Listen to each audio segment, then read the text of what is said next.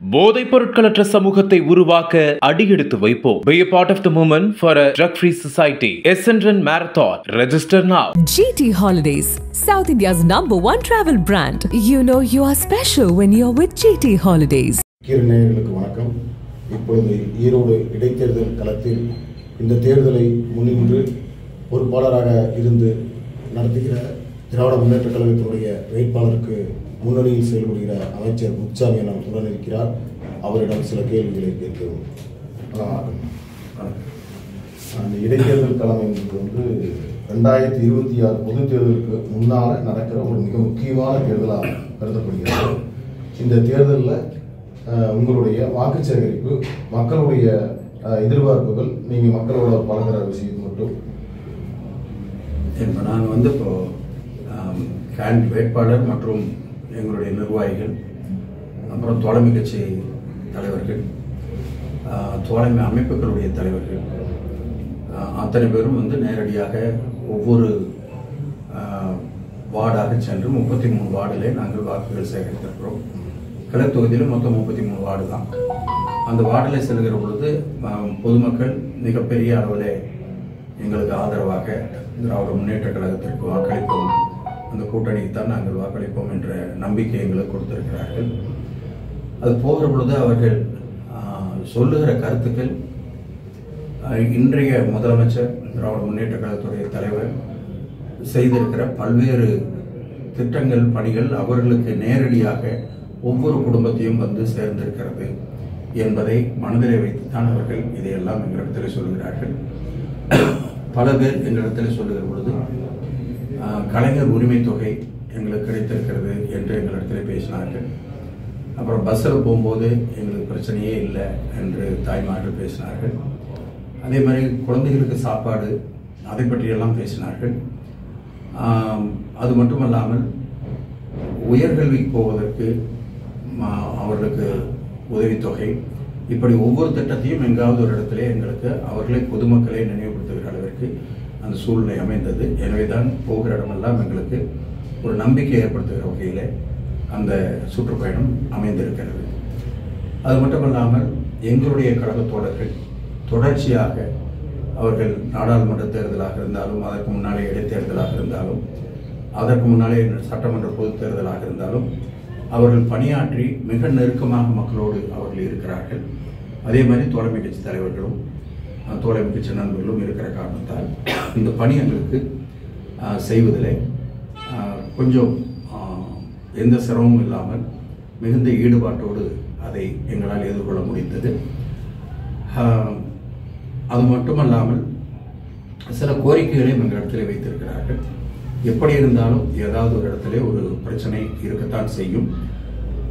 இப்பொழுது பல திட்டங்கள் நிறைவேற்றப்பட்டிருந்தாலும் ஆங்காங்கே சில நேரத்தில் குடிநீர் பிரச்சனை, சாக்கடை பிரச்சனை, லைட் வேணுங்கிறது, ஏதாவது சில இடத்துல ரோடுகள் விடப்பட்டிருக்கிறது, இதையெல்லாம் செய்து தர வேண்டும் என்று அவர்கள் கேட்டிருக்கிறார்கள்.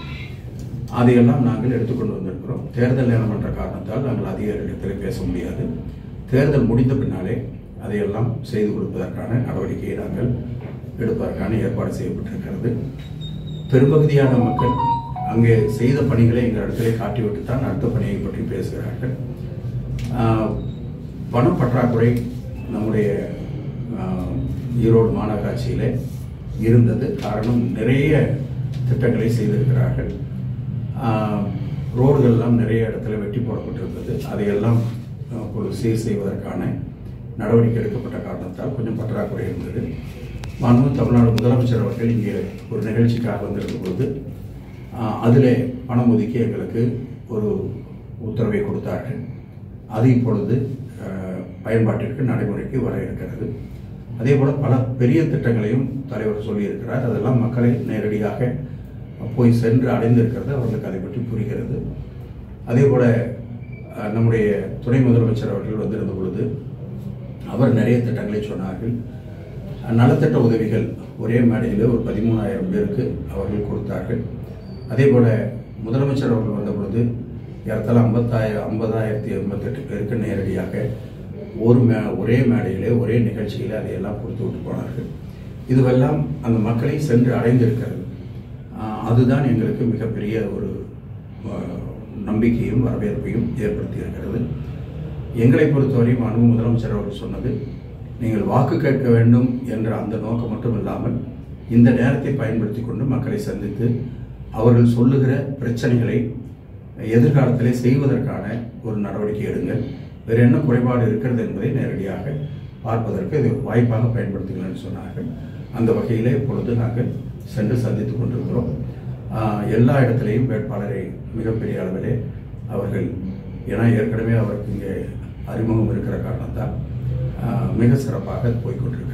1977 ஏறக்குறைய 50 ஆண்டு காலம் நீங்கள் அரசியலில் ஏராளமான தேர்தலை நீங்கள் பார்த்துருப்பீங்க. இப்போ இந்த தேர்தல் களம்ங்கிறது ஒரு போட்டியாளர் இல்லாத ஒரு களமாக இருக்குது. அதை நீங்கள் எப்படி உணர்றீங்க?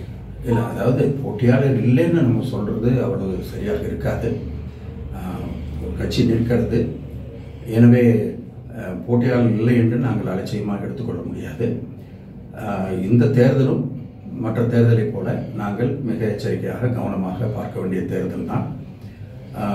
கூடுதலாக நாங்கள் செய்வது, இன்றைக்கு அரசாங்கத்திலே இருந்து என்ன திட்டங்கள் செய்யப்பட்டிருக்கிறது, அதில் ஏதாவது குறைபாடுகள் இருக்கிறதா?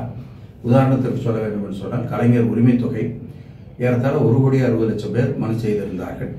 அதில் 1,16,00,000 பேருக்கு அந்த உரிமை தொகை இப்பொழுது கடந்த ஓராண்டு காலமாக போய்கொண்டிருக்கிறது. அதில் விடுபட்டவர்கள் கொஞ்சம் பேர் இருக்கிறார்கள். அது முதலமைச்சர் அவர்களுடைய கவனத்திற்கு போன உடனேயே அவர்களுக்கும் கொடுப்பதற்கான நடவடிக்கை எடுக்க வேண்டும். அந்த மனுக்களை எல்லாம் மீண்டும் தெளிவாக ஆய்வு செய்யுங்கள் என்று ஒரு உத்தரவை போட்டுவிட்டு அதை நம்முடைய துணை முதலமைச்சர் அவர்களிடத்திலே அந்த பொறுப்பை ஒப்படைத்தார்கள். அவர் கூட சட்டமன்றத்திலே அதை பற்றி அறிவித்தார். இந்த மாதிரி இருக்கு, ஒரு 3 மாத காலத்திற்குள் அவர்களுக்கெல்லாம் கொடுப்பதற்கான நடவடிக்கை நாங்கள் எடுக்கிறோம் என்று சொல்லி அறிவித்திருந்தார். அதை பற்றியெல்லாம் மக்கள் பேசுகிறார்கள். இப்படிப்பட்ட பிரச்சனைகளை தெரிந்து அதற்கு ஒரு தீர்வு காண்பதற்கு இது ஒரு வாய்ப்பாக இந்த நேரத்தை நாங்கள் பயன்படுத்தி கொண்டிருக்கிறோம். இந்த தேர்தலில் முதலமைச்சர் நேரடியாக பிரச்சாரத்துக்கே வரல, உங்களை நம்பி எல்லா பொறுப்புலையும் ஒப்படைச்சிருக்காரு. நீங்கள் எவ்வளவு வாக்குகள் அதிகம் வாங்கி முதலமைச்சருக்கு கொடுப்பீங்க? இல்லை, அதை பற்றி நான் சரியாக இப்போ ஒரு கெஸ் பண்ணி சொல்றதுங்கிறது ஒரு சரியாக இருக்காது. மாண்பு முதல்வர் அவர்கள் அதே மாதிரி துணை முதலமைச்சர் அவர்கள் வர வேண்டும் என்று தான் நாங்கள் எதிர்பார்க்கிறோம். ஆனால் சூழ்நிலை எப்படி இருக்கும் என்று எங்களுக்கு தெரியவில்லை.